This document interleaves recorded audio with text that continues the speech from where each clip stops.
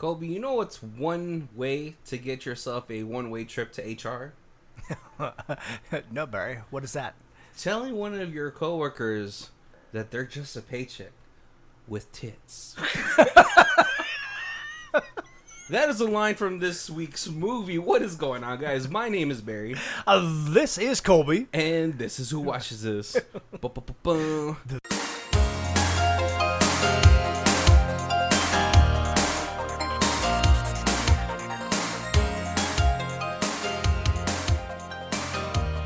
Theme music. What's going on, guys? Welcome to the third movie of Bounty Hunter Month. Oh yeah. And today was a sort of misleading disappointment. What? Okay. So let's go ahead and I forgot to do the trailer for this week, but I'm just gonna come top of the dome. You know, it didn't work out so well the first week, so hopefully this it'll be alright. Right. So we started first week with like a C-. Right. Second week, A+. So you know, third week we're averaging a B here. a strong B. Strong B. Right. Okay. 4 bounty hunters cross the American borders into Mexico to find and return a mysterious woman. Unfortunately, that mysterious woman is owned by misleading top billing actor Danny Trejo. Will they be able to escape his squad, his Cartel, his cartel goons, or will they be dead by dawn? Oh. In this 2000 somethings movie, The Night Crew.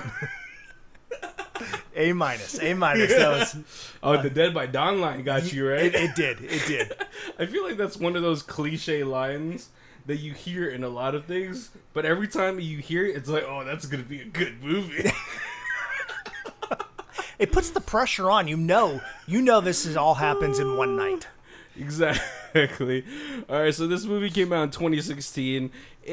So when Colby sent me this, right, on the cover, just like how I judge movies like I used to back at mom and pop's VHS rental stores, it had Danny Trejo, a part of what I had thought was a part of this group. Yeah, it does totally give you that feeling. Did you know he wasn't a part of the group before you sent? Because I didn't want to watch a trailer. I was like, I'm just gonna watch it and be surprised. No, I did not know that. I just knew he was in it. All right, were you also kind of disappointed? I was. No, because I like him as a bad guy, so that it worked. It worked for me. I wasn't surprised, and they showed him right at the beginning. It wasn't like he was just cameo. He made multiple cameos. Yeah, you know, one of them being one of my favorites is when he shows up behind this naked Asian chick. I was like, yeah, that's one of the parts that you want to pop in, right, Danny Trejo? Yep. You sly old dog. Yep. Oh man, and this also, she's not super big, but she's been in a couple movies that I've seen, like Girl's House. Right, she's been in quite a bit of stuff. I kind of like scrolled through her IMDb and she's also in Casting Couch, the movie, like the one that you could actually watch, not like the porn. Right, yeah. Yeah, I don't know. Unfortunately, you know, she's like, I looked her up because I was like, oh, she has to be Filipino. So apparently, yeah, she's Canadian Filipino, and for some reason has done a lot of nude scenes, which, I mean, I'm grateful for. Thank you for giving me material. But... And in this movie, she's a very subtle, like, she's naked a couple times, but you don't get to see anything. It's all like profile or side view, or you see like the butt, but like, you know, it's like sort of that cheap way that Hollywood sort of does it. The same thing Jessica Alba did in the Machete movie. Or yes. No, was it Machete? Machete, yep. Where they do that one stance where it's like it really accentuates your butt, but then also with your hands out, so it's covering your boobs. Yes. Yep. But I was like, I had to look it up. I was like, has she ever been naked? And I was like, oh yeah, she's in Girl's House, and that's the horror film where it's like a webcam girl house, Right? And then a slasher dude starts killing them all. Right.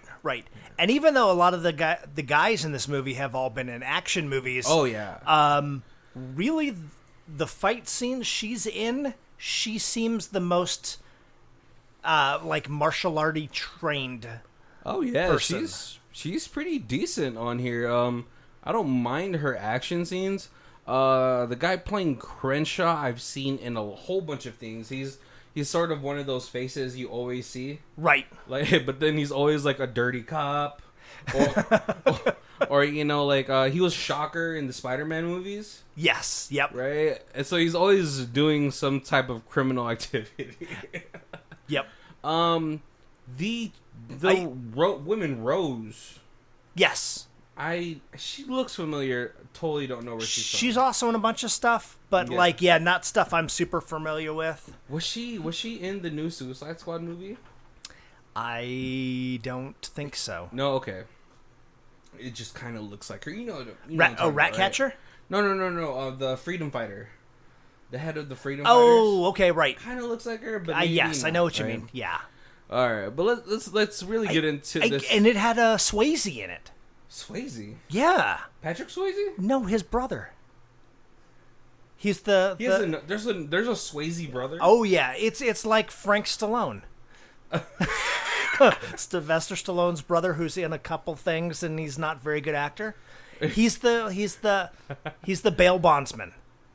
Oh, the guy in the wheel. Oh, yes. Yeah, he was always familiar. That's a Swayze. That's a Swayze. Oh man, I apologize, Mr. Swayze, but let's be honest. You know, your brother's casted a huge shadow. So, you know, just like Sylvester. But then Sylvester writes a lot, too. Right. He does a lot of script writing, so yeah. It's kind of funny, right? Before we get into this movie, like Sylvester Stallone and Vin Diesel both write scripts. Yeah. But it's kind of funny because it's sort of that Little John, not little, Tiny, what was that guy from Robin Hood? Tiny John or something? Little John, right? Yeah. It's like the Little John thing where like, oh, he must be small, but he's like this huge character, right? Or right. person. And then so I'm just imagining, especially during Sylvester Stallone's time, where he was like he was like really buff and ripped, but he's on a typewriter like, I don't know how to get... Once upon a time in Philadelphia. Same with Vin Diesel, but let's get into this movie. This movie, it's okay. That's the feelings I'm going to give you right off the bat. Right, it's pretty action packed. Yeah, that is what keeps me going. It has a very interesting twist that I didn't expect at the end, which I am pleased with. It had one really weird little plot thing in the middle that made absolutely no sense, and they could have eliminated it, and no one would have noticed. Well, for the longest time, I was really waiting for Kevin Smith to come up too. I was like, oh man, what's it called? That is true. Jason Mewes makes a Jay and Silent Bob Go to Mexico. I was like, is this a backdoor movie into a Jay and Silent Bob Goes to Mexico? Right. I should have looked. Like, I don't wonder if like Kevin Smith was like a producer or something. No, I think what's it called? Like for a little bit, Jay Mewes, I think is his name. Jason, yeah. Yeah, I think he was having like trouble with drugs, right, or something like that. That's why like him and Kevin Smith kind of like parted ways for a little bit, and then when he got clean, Kevin Smith brought him back and all that stuff. Yeah. But I know he's done like a whole bunch of small things. So I was like, what is Jay doing in this movie? And he's not even like, he's not trying to pretend like he's Mexican. He's like, no, dude, I'm American. My girlfriend's from here. This is the only job I can get. Oh man, but let's go with the simple plot of this movie. We start up in a town in a strip club, I believe. Yes, probably one of like. It kind of looks like a strip club that's in someone's basement because there's girls stripping on the floor, on the same level floor as the patrons. Yeah. Maybe that's just how it is down there. Right. But some patron just comes up, slaps our main girl's ass, and then it's like, okay, I feel like stop that. Maybe it's like strip club at night, but like karaoke bar during the day. Like it's that kind of stage. But then when she leaves, it's daytime. Yeah, it is. And plus, you don't want to see the day squad at a strip club, right? Like no one wants to go to junior varsity games.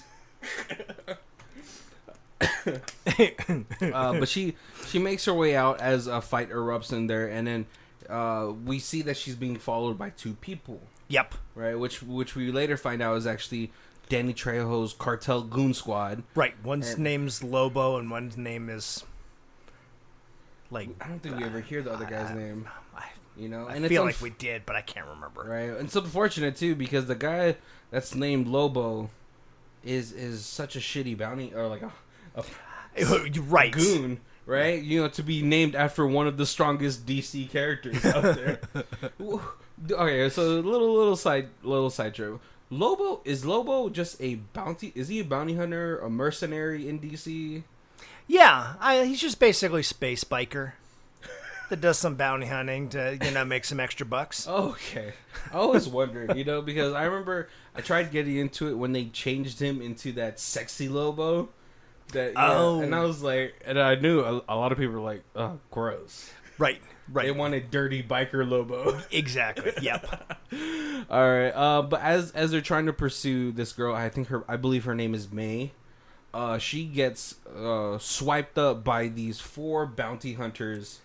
We have Wade, Rose, Crenshaw, and Simmons, I believe. I think so. Yeah, the really burly dude with the porn stash. Yes, right? He's the one. He's like the one person I didn't recognize from anything else. Yeah, he's probably played Goon 3 or Security number 5. Yes.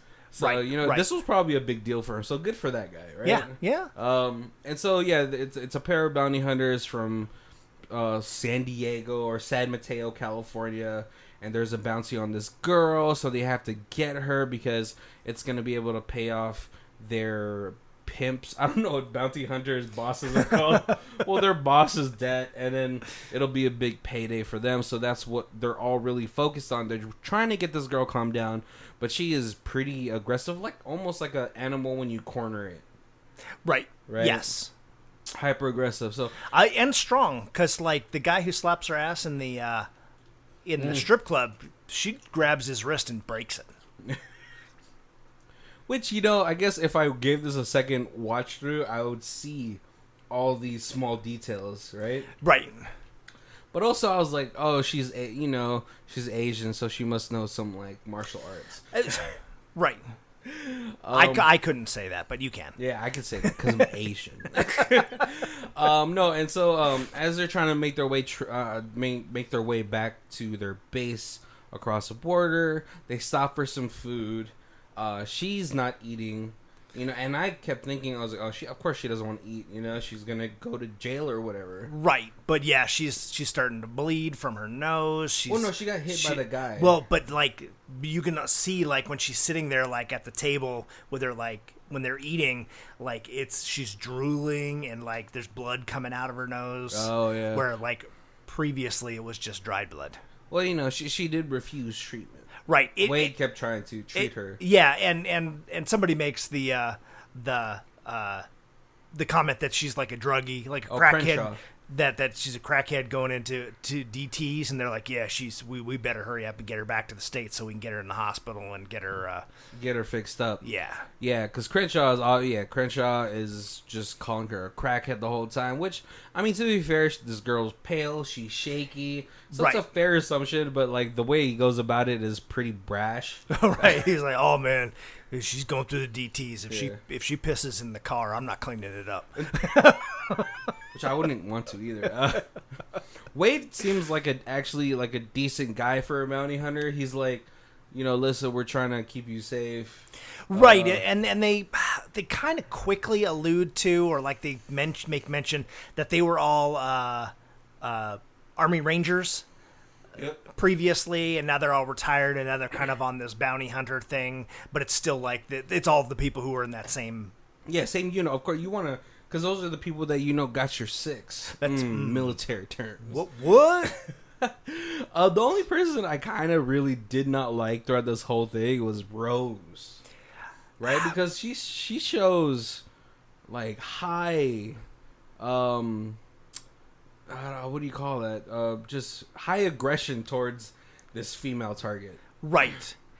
So I think they got it. They had to try to tough her up against the female because she seemed so weak compared to these three like massive guys. Oh yeah, but she is hyper aggressive towards May, right? Yeah, just from the get go. Not even, nothing happened or anything.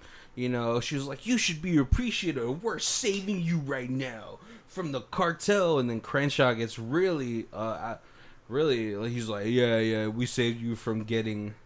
You definitely would sexually assaulted. Yeah, you definitely would have been raped. Yeah. Yeah. So, but as they're trying to make their way, May is able to escape and go to what I believe is her apartment or home base or whatever. Yeah. Right. Like they don't say it, but it's definitely, it feels like that, and that's where we first meet Jason Mewes, and he's the security guard who's just sitting around smoking weed. Of course. But he definitely, like, the conversation they have is like he's planted at this old abandoned apartment building because they kind of almost expected her to show back up there. Right, and so, what's it called? Unfortunately for May, she kept the phone for Simmons, so that gave them a way to track her, but Jay Mewes has called the other side to let them know, like, hey, she's here. Right. So when our bounty hunters get here, the bad guys get there at the same time, and there's this huge shootout. Right. That we have, which unfortunately leads to the death of Simmons. Yep. As they're trying to make their escape, they use the I don't know, the Rosevere trailer van. As there's like an armored RV that like it's all blacked out. That brings the cartel in, and then they all get out of it to like hunt down the bounty hunters, and then the bounty hunters get into the RV to take off. Yeah, and at that point they're trying to drag Simmons, but he gets just shot up because Wade still has that's why it's good to have the same unit, because you've been through so many things, because he's like no man left behind. Right. But unfortunately, dude got shot in the chest like 3 times. There's no way he's. Yeah. And so they make their escape. As they're escaping, they get hunted down by some motocross bikes. And Crenshaw's like, man, I haven't gotten shot yet. I was like, oh, why would you say that? Right. Why would you say? It's like when you're at work, it's like, oh man, it's really quiet today. Here comes 40 customers or 10 complaints or whatever you got to deal with. He gets shot up. Rose has to take over, but then they end up kind of crashing and ending up at this, I don't know, electrical plant. Yeah, some kind warehouse. of looked like a coal refinery or something. I don't know. But Wade is shot in the thigh. Yep. And so he tells the 2 girls, like, leave, get out of here. I'll hold them back. Right. Which, man, he does. He does. Right. I also don't know if this is a prequel to Deadpool. Just kidding. What's Deadpool's like full name? It's like Wade Wilson, right? Yes. Yeah. I was like, oh, he's channeling his inner Deadpool right now. Unfortunately, he's not funny enough to be Deadpool's. He must be Deadpool's brother. He's Deadpool's Frank Stallone. But the girls kind of almost get to escape until the fight out with the Danny Trejo's number 2 right-hand man comes. Yeah. And he's a big beefy guy too. Yeah, he's a big beefy dude. So while Wade is kind of getting rid of all the goons, the putties, the 2 girls are are fighting this big honcho looking dude, right? And Rose gets shot in the stomach. But we see that May is able to overpower him and bite him in the neck. Full on neck rip with her mouth. And Rose finds out, or she speculates, she's like, "Oh, I know what you are." And I was like, I thought, like, at that time, I was like, "Oh, did she bite him in the neck? Because, that's a pretty vicious way to kill somebody, But no, apparently, she's a vampire." Yep. And as Rose is almost kind of dying, May asks, like, "Do you want me to turn you? Because I'm asking you because I want to give you the option that I never had." Right. So we do learn that Danny Trejo has turned May into this, and she's like, "For sure, yeah, let's do it." Well, not with that much gusto, but she allows May to turn her. Yep. And as they're trying to get back to the RV, there's like a whole bunch of like goons just somehow knew that they should wait there for these people to come out. But then Wade kills all of them. And we're like, "Oh man, he made it through." But no, he falls to the floor. He's almost kind of dead. Right. Because he's right as the sun starts to come up. Right. And then Rose ends up turning Wade. Yeah. Which, very important. You still have to ask for consent. She didn't. No, she's in love with him. We'll talk about it a little bit more after this whole general plot review, right? But then no, we get to a situation where at Danny Trejo's mansion, and then May shows up, and then Danny Trejo's all like, where you gonna go? What are you gonna do? I made you. Yeah, I made you. You're all alone. And then she does the whole little, round up. Vampires assemble. And Wade and Rose come up from the back. They bare their fangs. Obviously, Danny Trejo has a much more dope little fang set that he has going on. Yeah, he does. And he's like, "Come meet your maker." And then it just cuts to the title screen, The Night Crew. Later, and after that, we have a little Marvel-esque type of post-credit scene where Wade brings his boss, the Sways, a whole bunch of money. He's like, "What are you guys going to do?" And then he just leaves. Did he answer? Or I was like, did he just leave? I think he just left. But, I'm pretty sure he gave him more money than what he owed. Right, because if not, he owed a lot of money, because that was a big old duffel bag full of hundreds. Right, and then we see a scene of the crew leaving in their Hail Mary van. Yep. And the movie just ends. All right, let's talk. Here, before we talk specifics, Colby, let's go ahead and go to our Amazon reviews. We have one force. Let's see. Oh yeah, let's go ahead. We got 1 4-star and 1 1-star. Colby, what do you want to read? Oh, we'll go with the 4-star. Okay. I feel like I like this movie more than you. I should have to read the 4 stars. All right, go ahead. This is from John G. Preposterous, but incredibly fun. That's exactly how I felt about this. These type of shoot-'em-up movies are so over the top and so impossible, but if it had the right character actors, you become invested in it, and that's exactly what happens in The Night Crew. In this case, you have 2 veterans of these kind of movies, Luke Gross and Joachim Woodbine, that rarely disappoint. But what really makes this one special is the 2 female leads, Chastity Ballaros and Lucinda Fallharbor. All right, I got you because it's a Filipino name, okay. Right? Chastity Ballesteros. Ballesteros are hot. Really, no joke. Google them right now. And they play their parts to perfection. In a real unusual turn of events, this movie switches from an action bonanza to a supernatural, and it does so in such reveals that you shake your head and say, "What?" Actually, a clue to this is another tough guy, Danny Trejo, from opening scene. However, I don't want to give any more away. This movie is a true guilty pleasure. If that in quotes, I felt like I could have written that review. That's what I was gonna say. In the quotes, if it had what, I was like, oh, Colby, did you just change your name? All right, let's go to our 1-star review by 380 Mega. Ultra lame movie. I tried hard to finish it, coming back several times to watch it more over the course of days, but I finally gave up. This thing is pathetic. The writing is so bad, and a lot of the acting is pathetic too. Also, the actors who play the main characters aren't all bad, but the writing for their parts are, and if the script is bad, there's not much they can do.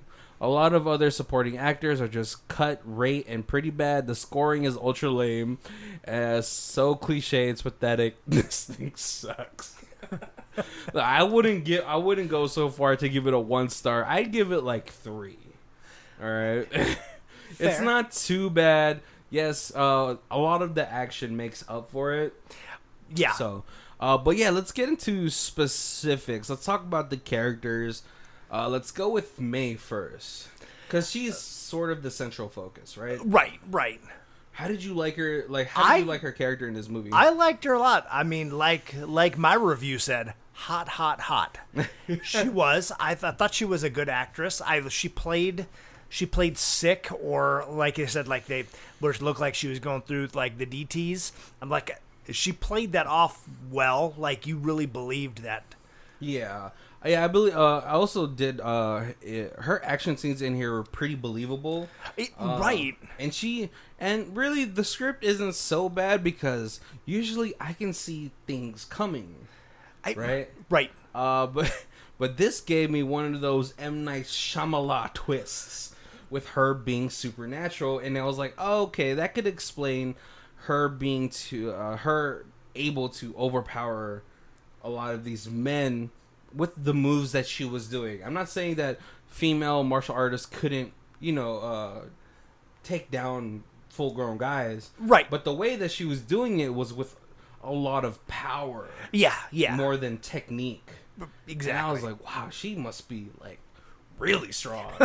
And then her ending up being a vampire. I was like, oh, okay, that makes a lot of sense. Yeah.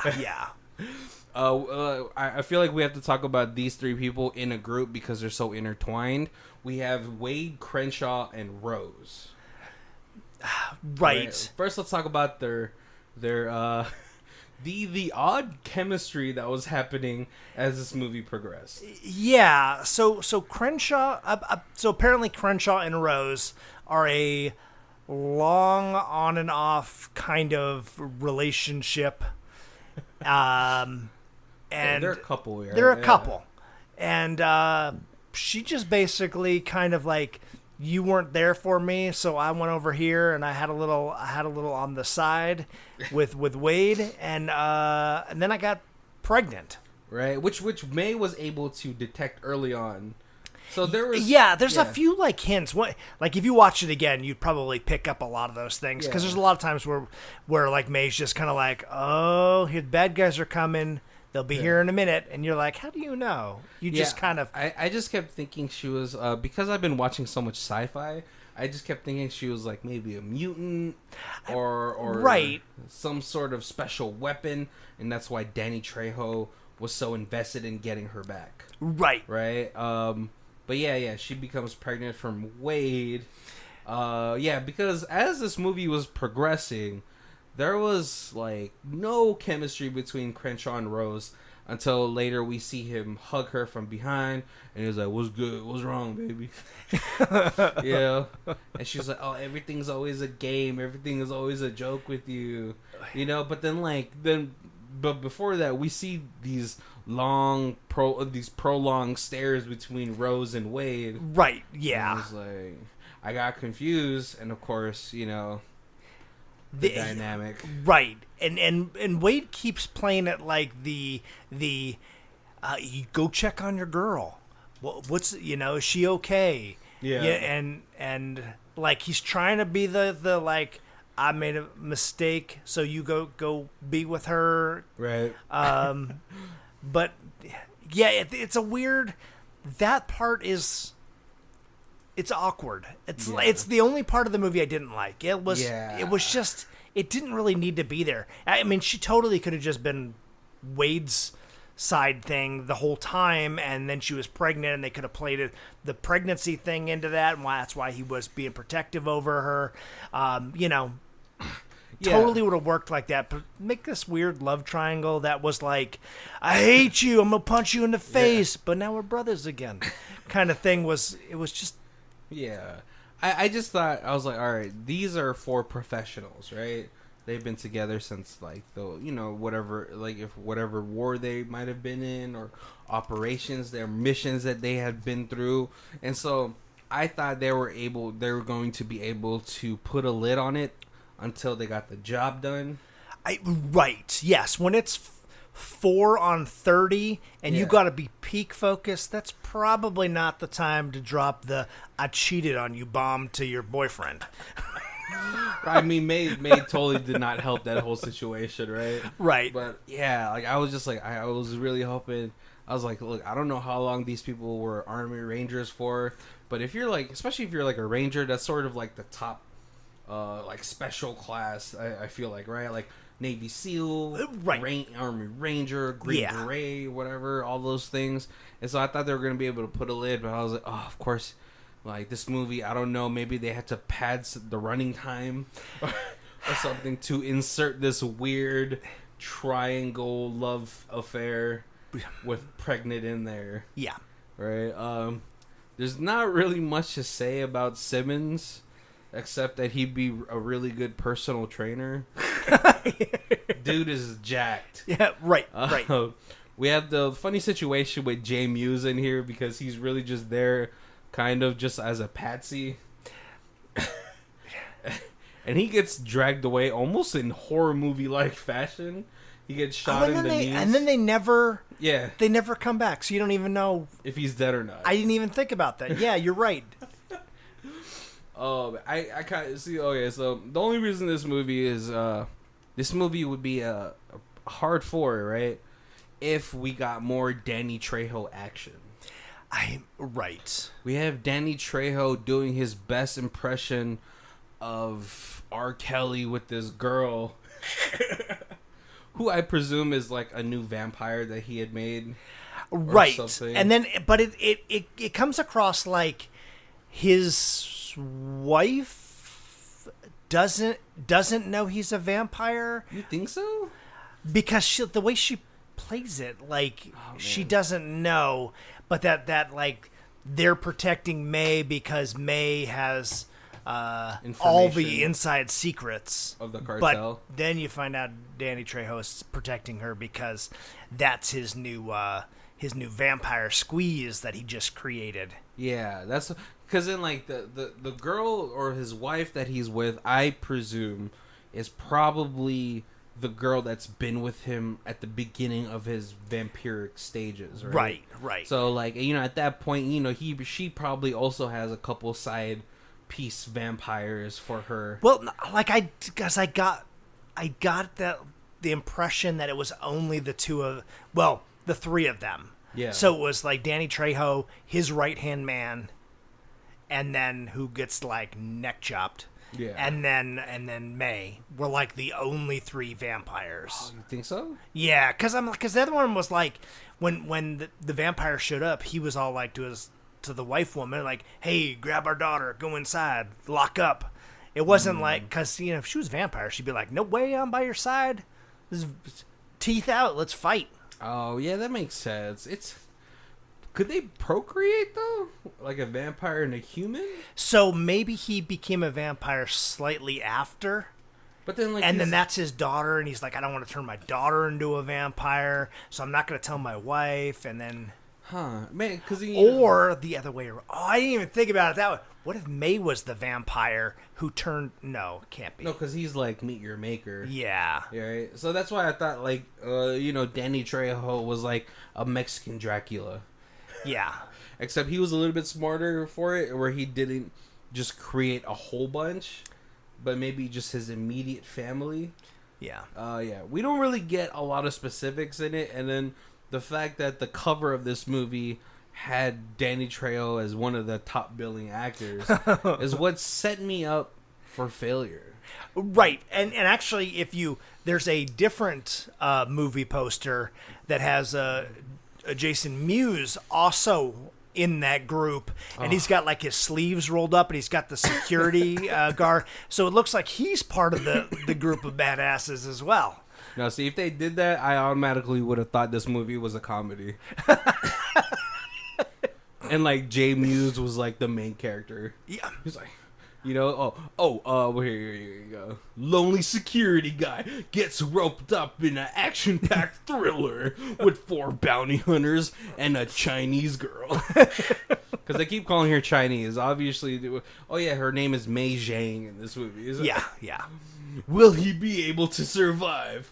Will he be able to make it by dawn? Yeah, see, like, obviously, Jay Mewes and Danny Trejo are sort of the more bigger stars in this movie. They're at least the more well-known people. Right. Because no matter, even though Jay Mewes is almost like a cult status actor. Definitely. Where, he does all those, like, Chasing Amy, Mallrats. Right. Type of movies. He's still a lot more well known, and obviously Danny Trejo is just everybody's Mexican grandpa. It would be really cool to have Danny Trejo as my grandpa. He could make me. I wouldn't try the vegan tacos, but he could make me tacos. He's vegan, right? I would try vegan tacos from Danny Trejo. Oh man, I don't know. I would be like, all right, how about like everything but the cheese has to be real. Vegan cheese is just mold. It's a little rubbery. Ugh, gross. You know who also surprised me that was vegan was one of the leaders of the Wu-Tang Clan, RZA. Interesting. Right? I guess in an interview he said that, for the longest time I was pescatarian, but then one day I could just feel the death in it. And I was like, man, that's really extreme, bro, but whatever. I wonder, is Danny Trejo just full vegan? Yeah. Oh, wow. Man. Do you think, is he going to live, do vegan? No, I don't know. Let's not get into that. So there's a lot of vegan food. So like, my daughter's part-time vegan, and then like her dad, like my stepdaughter, and her dad's full vegan, and there's a lot of extremely healthy vegan food because it's a lot of vegetables. Yeah. But like you could take like tofu and bread it and then deep fry it and then put it on top of spaghetti, and that is like carbs on top of carbs with some fat and then more fat, and so that's it doesn't have to be healthy. Well, I mean, when you deep fry anything, it's gonna be manageable, right? Right. You're just deep frying it in vegetable oil, and all of a sudden it's then it's fatty. Right. Have you ever had deep fried ice cream, tempura ice cream? Oh yeah. You know how they make that, right? Like an angel comes down and blesses a ball of ice cream. No, so you get a pound cake, right? You get some ice cream, and then you mush the pound cake down to like a thin layer almost with a roller. Okay. And then you cover it with you cover the ice cream with it, and then you what's it called? You freeze it overnight. Okay. And then the day you're gonna deep fry it. You put the batter, you put the breading. Deep fry it for a couple seconds, and then you have deep fried tempura ice cream. It's a lot of work, so I don't typically do it. I have only had it at restaurants. I've never tried it, and it's usually big, so it's usually like 4 people splitting it. Oh, is it really? When I've had it, I've had it too. So I had it at like an Asian restaurant, and that's how it was. And then there's a Mexican restaurant that we frequent where they have a deep fried ice cream, but it's also like a very tempura-y batter. It's not like a. It's not like a breading. It's nothing heavy, right? Yeah. Yeah. But. Yeah, so so I'm not really hard. Like, this movie isn't bad. It's pretty action packed, and that kind of gets you through a lot of this movie. The The only thing, like I said, the only thing that kind of set me up for failure was seeing Danny Trejo as one of the top billing actors, but then not seeing Danny Trejo enough, or not even in the action scenes, because we know Danny Trejo can do action. He is Machete. That's true. Yeah, he's story driven in this one. Like but just kind of like the cartel side. So yeah. I would have liked to see a little bit more fight scene at the end. Yeah, I think one of the things that this movie could have done a lot better is if we got the reveal that she was a vampire in the middle of the movie, and then we got a backstory on Danny Trejo. You know, they get into a quiet moment where they can just do an exposition dump. And then May reveals that she's a vampire, and that Danny Trejo had turned her. And then we find out Danny Trejo's story. Like maybe he was like an Aztec or something, or a Mayan. Okay, right. And or there's some kind of curse, some kind of like he was supposed to be sacrificed, but then he just left the bar from dusk till dawn and didn't get killed, and then went back to his right. His mansion. He'd have to ask whoever directed that. Was it Quentin Tarantino, or was he just in it? I think he was a producer, not a director. But see, if we had gotten some kind of epic backstory on Danny Trejo, and then we got to the end where they have this huge like vampire fight because May had to turn Rose and Wade into vampires. Right. Which, I mean, unfortunately, she could have turned Simmons into a vampire. Because he got shot, like, only in the chest area. Right, but I feel like it kind of... They used the baby as the, like, the catalyst. Like, the girl was like... Rose was all like, oh, my stomach. And May was like, oh, you're having a miscarriage. Which is a pretty heavy subject. Yeah, right. And then just throw out there. Right, and then he was like, I'll give you the choice since you was kind of like, I feel for you because you lost your baby, and it reminded me of when Danny Trejo killed my mom, that they say, but you didn't really get to see it. So so I think if there was a couple things that we could have fixed in the story, gotten Danny Trejo to be a more menacing villain in this movie, then the movie probably would have been a lot better for me. But because I don't understand like the gravity of putting this twist at the very end. Just to be a twist, I think. Just what a twist!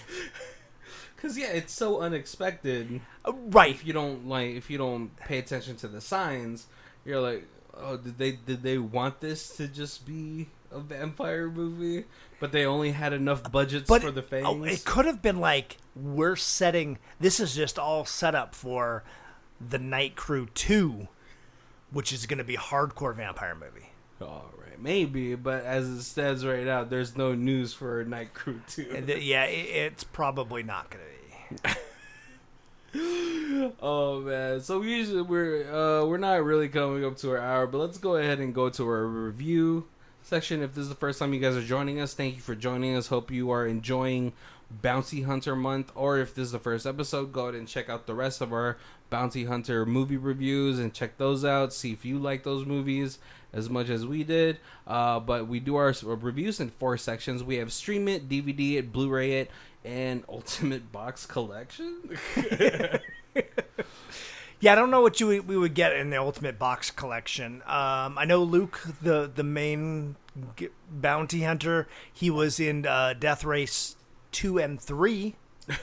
Was he the main character though? Luke Goss. He is Frankenstein in 2 and 3 of Death Race when they're in the prison. Death Race. Oh, okay. Oh, he was Steve Fox in the Tekken movie. And he was Nomak. Oh, yes. Better vampire movie. That has to be like Blade 2 is like my favorite out of the whole trilogy just because of how visceral that movie was and how gross those vampires were. Then he was in Hellboy 2. Oh, Oh yeah, but I'm not sure who he was. Prince Nauda. Yeah, he is. Yeah, he's been working. Yeah. So like he's got a good list of movies that. Wow, he's been working since '87. Wow, '88.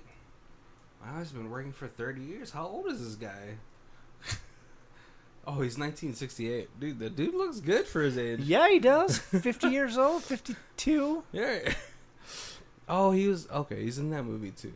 But yeah, Kobe, where do you stand on this movie? I'm not sure if this will you get anything extra Blu-ray on this. I would DVD this. I wouldn't just stream this. I'd put this in my collection. Oh, all right, but like, what section of your collection would you put it in? Bounty Hunter or vampire movie?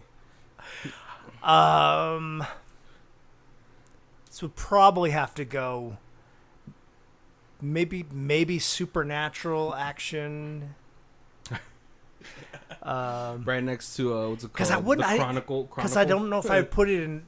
There's not really enough vampire for me to put it there. Plus, I wouldn't want somebody to be like, "Why is this in vampires?" And then if I try to show it to them, already ruined. Twist spoiled. Yeah, you can't put this right next to First Bitten with Jim Carrey. Gory, or like the violence wasn't gratuitous enough for me to just be really into this movie. I still think it's worth a watch. Definitely. I mean, if you listen to this before watching it, then we kind of ruined it for you. That's true. It is old, so it's kind of your fault for not watching it.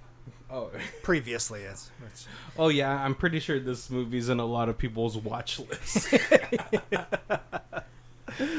Oh man! But it is on Amazon Prime, and it is on Tubi.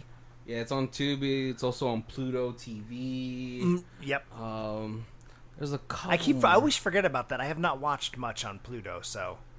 Yeah, neither have I really. Yeah. Vudu and Vudu.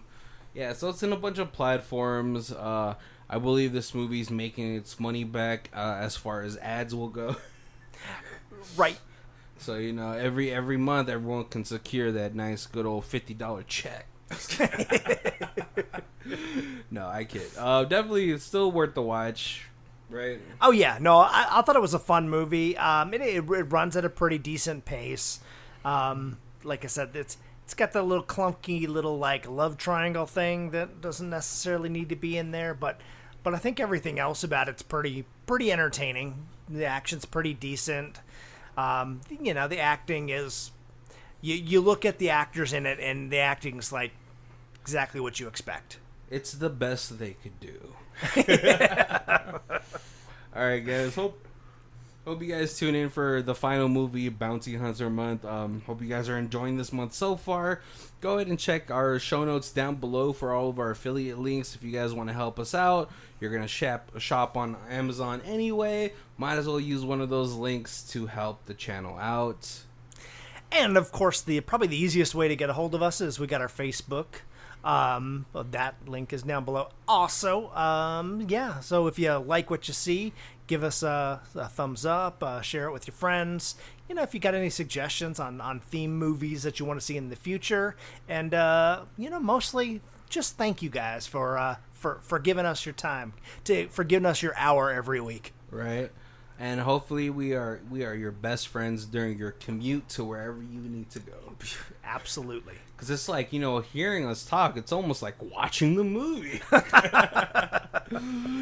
right, guys. Thank you guys for joining us. My name is Barry. This is Colby. And this is Who Watches This. If you guys want to check out who does our theme music, it is Lee Rosevere. It's called Arcade Montage. It's on her album, Music for Podcast 3, and her Bandcamp is down below.